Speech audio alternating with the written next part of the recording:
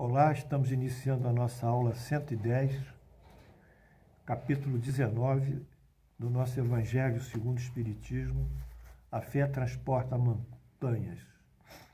Na aula anterior, fizemos uma síntese sobre diversos conceitos de caridade. O conceito clássico linguístico, definições de caridade de acordo com a nossa língua, as locuções que ligam a caridade, boa-fé, má-fé, documento de fé pública, fazendo essas locuções que têm um sentido. E, em seguida, estudamos a caridade do ponto de vista psicológico, a fé do ponto de vista psicológico, unindo a vontade, e, posteriormente, a fé religiosa, em que abordamos o conceito de fé religiosa, em que se estabelecem as principais religiões, a protestante, a católica, a judaica, a nossa islâmica, os hinduístas, os budistas, etc. Mas isso foi a aula passada. Na aula de hoje, vamos abordar a conceituação espírita. E como nós vimos, a fé é o ponto fundamental sobre o qual está assentado a religião, e ela que norteia, junto com a concepção de Deus, todo o movimento da religião, toda a movimentação. A nossa aula, então, estudando a conceituação de fé espírita, tem como referência o livro de Canuto de Abreu, o livro Canuto, de Paulo Henrique Figueiredo, citando Silvino Canuto de Abreu, que tem o título Autonomia, a História Jamais Contada do Espiritismo. Autonomia, a História Jamais Contada do Espiritismo, Fundação André Luiz, São Paulo, 2019, páginas 72 a 75. É dessa referência que nós consolidamos esse raciocínio, praticamente.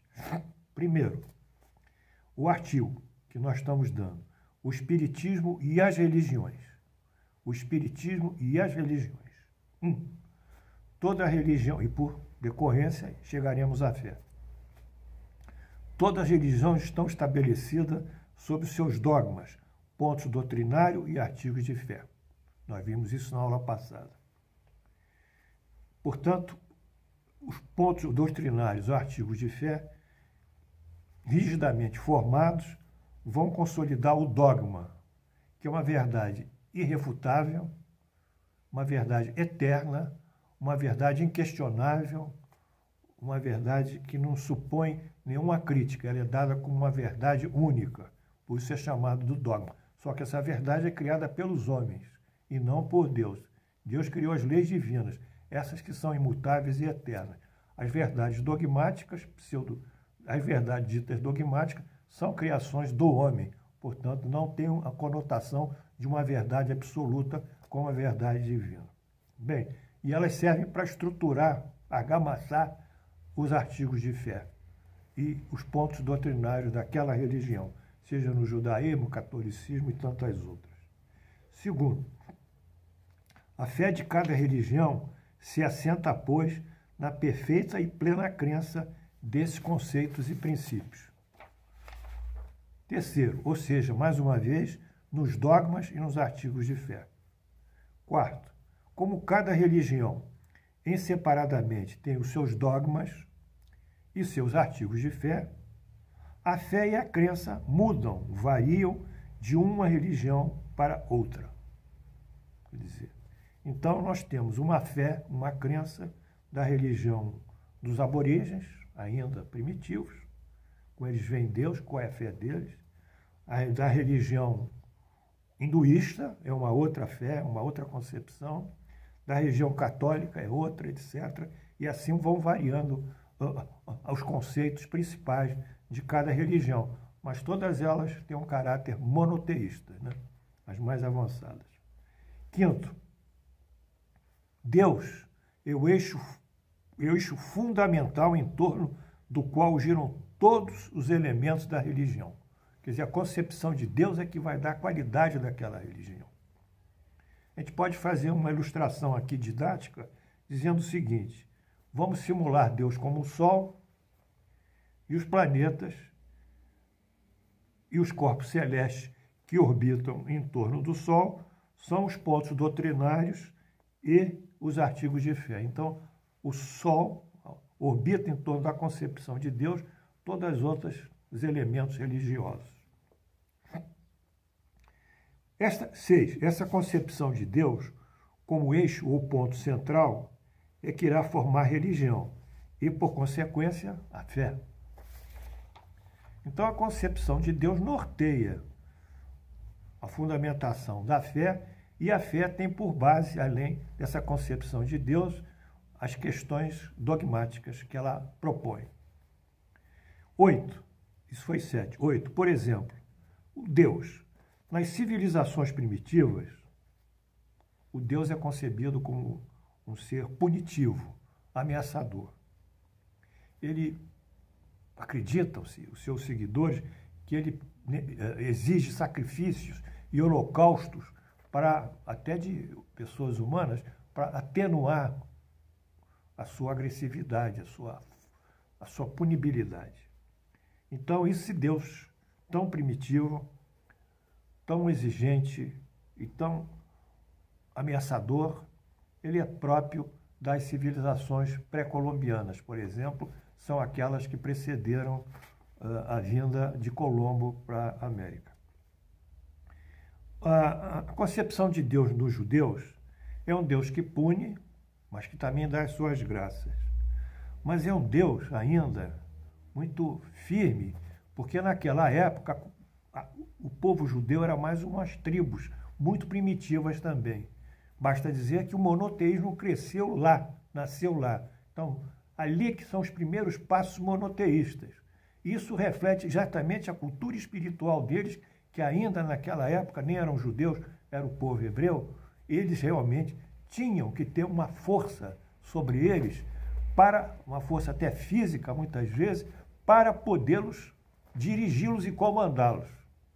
Era um povo ainda em formação monoteísta. E eles foram evoluindo, obviamente.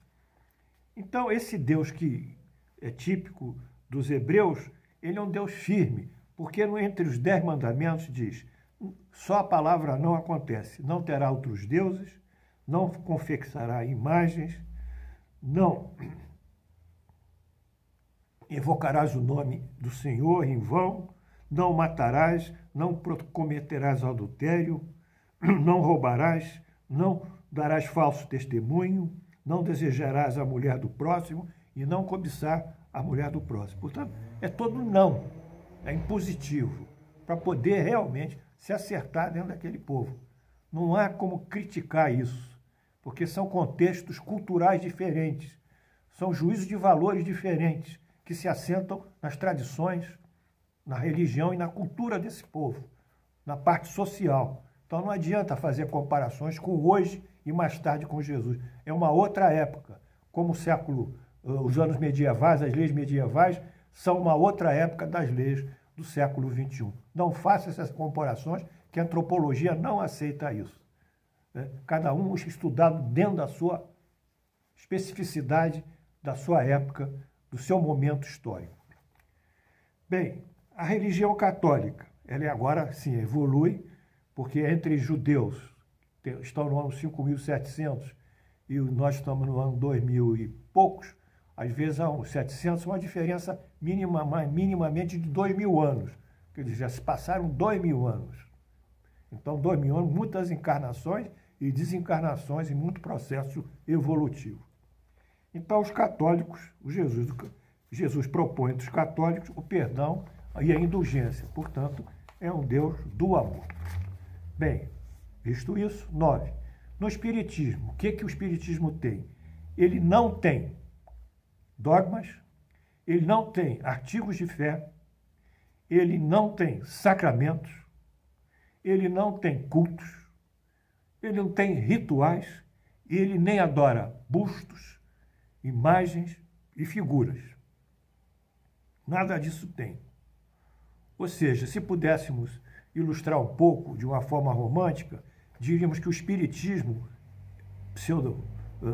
como pseudo-artigos de fé, seriam o nosso credo é a Mãe Natureza.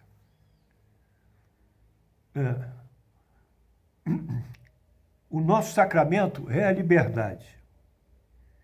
E nós aquilo nos obrigamos, são as leis divinas. Então, esses são nossos artigos de fé.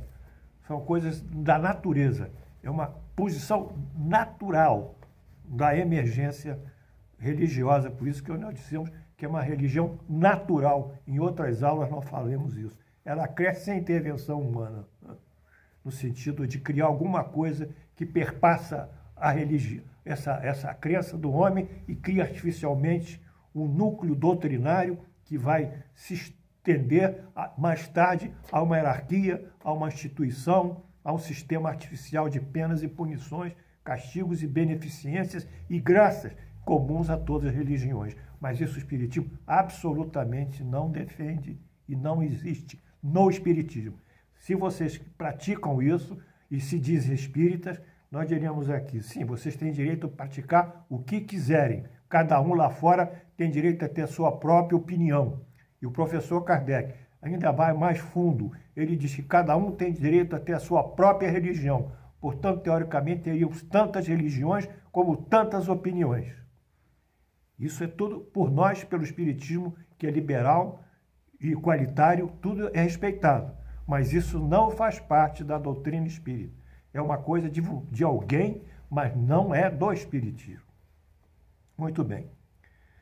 Então, o Espiritismo vai se assentar em quê? Para poder erguer a sua fé. A grande pergunta, como constrói a fé? Ele constrói a fé quando visualiza os fatos, a ciência visualiza a realidade e visualiza os fenômenos, que podem ser materiais e espirituais. Os fenômenos, o estudo dos fenômenos, fenômeno é tudo aquilo que ocorre, que se dá, etimologicamente falando.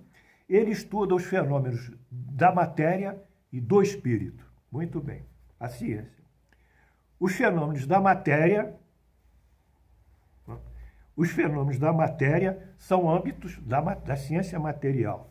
Os fenômenos psicológicos são âmbitos da ciência psicológica. E os fenômenos espirituais, preste atenção, isso é ciência, são âmbitos do espiritismo. Portanto, o objeto do estudo do espiritismo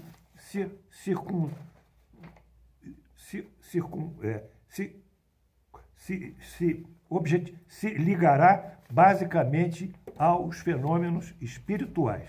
Mas, de toda forma, a ciência tem as materiais alguns exemplos. Temos a física, como a ciência material, a química e a biologia. As ciências psicológicas, elas estudam o funcionamento do aparelho psíquico. Então, nós temos aí o estado da consciência do indivíduo, o estudo da memória, da inteligência, o estudo da orientação, o estudo do estado do humor, o estudo do juízo que ele tem da realidade e etc. E no Espiritismo, nós temos o estudo da matéria e energia espiritual, que é chamado fluido espiritual por Allan Kardec, o estudo do comportamento dos espíritos, o comportamento psicológico e o estudo moral dos espíritos. Então, é isso que é o âmbito do Espiritismo. E esse estudo vai interagir com o quê? Com o mundo corpóreo e também, além disso, esse estudo vai tratar de conceitos filosóficos, etc, etc. Então, esse que é a base do estudo espiritual, senso estrito. Muito bem. Em janeiro de 1858, Allan Kardec publicou, vocês talvez não conheçam e não leram ainda, a Revista Espírita, Jornal de Estudos Psicológicos. Essa revista ela se destinava a fazer um fórum, era um fórum onde abrigava ideias de todas as espécies ligadas ao espiritismo. Era uma espécie de, como o fórum diz, uma área de debate, de entendimento, né? Uma espécie de espaço físico, né? Que existia também, começou isso em Atenas. Então, essa revista espírita são 12 números, ela constitui 12 números, de 1858 a 1869, inclusive Allan Kardec morre em março de 1869. E quando ele deu o título dessa revista espírita, ele chamou o seguinte: Revista Espírita Jornal de Estudos Psicológicos. Muito bem. Ele colocou a palavra Jornal de Estudos Psicológicos. Por quê? Isso ele diz nessa referência da primeira revista em 1858. Ele diz o seguinte: estudar a natureza dos espíritos é estudar o homem, pois que é este que um dia participará do mundo dos espíritos. Desencarna, vai viver no mundo dos espíritos. Então, estudar a psicologia desse homem é estudar a psicologia dele após a morte. Mas certos caracteres dele não modificarão, como o caráter dele, como os conhecimentos dele, como a moral dele, como a inteligência dele. Isso não mudará. Essa transição não muda. Ele vai mudar, como aqui na Terra, pelo estudo, pelo aprendizado e pela prática do bem, que são os valores que propulsionam a nossa evolução. Então, estudar ele aqui, esse psiquismo dele, é estudar em parte ele quando desencarnar, guardadas as diferenças de mundo. Muito bem. Então, ele diz, estudar o homem, por isso, é que um dia ele participará do mundo dos espíritos. Eis porque adicionamos à Revista Espírita, ao título principal, que é a Revista Espírita, o subtítulo Jornal de Estudos Psicológicos. Então, hoje, nós avançamos, fizemos uma introdução relativamente à base do Espiritismo, que o Espiritismo começa como uma ciência, e essa ciência vai formar na frente o nosso objeto, vai formar a fé espírita e vai formar a chamada religião natural ou religião espírita, que é essa a nossa concepção e essa a concepção do professor Kardec. Na próxima aula, vamos avançar nesses conceitos. Por isso que vocês estão entendendo a base, a solidez do espiritismo, que ele se assenta em algo universal, que acontece em todo o mundo, que é a ciência. O fato científico, ele acontece, é objetivável ou traduzido mesmo do mundo do espírito por fenômenos indiretos, que são os fenômenos de inteligência, os fenômenos físicos, e são universais. Fazer do espiritismo alguma coisa circunscrita e não dar-lhe o caráter básico de ciência é tirar a sua verdadeira força, a sua verdadeira disseminação. Que Deus nos abençoe. Quanto a vocês, que essa aula está me dando muito trabalho, mas também me dá muita satisfação, porque ela espelha a verdade do Espiritismo.